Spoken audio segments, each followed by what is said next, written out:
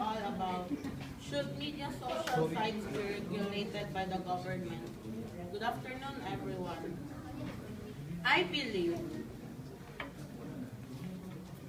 social media sites should not be regulated by the government. I have two reasons why. First, we need to know what is going on in the world. If the government will censor, they could hide things from the public.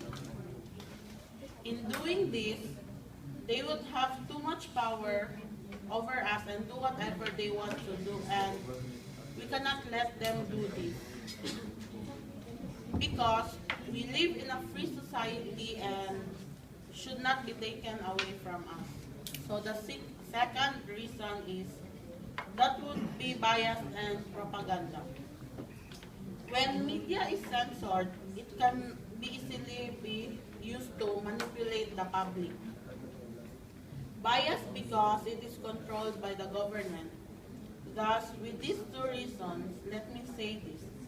Everyone has the right to know the truth about what is going on in our country and around the world.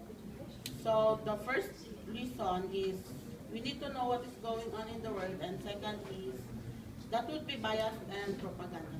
That's all. Thank you.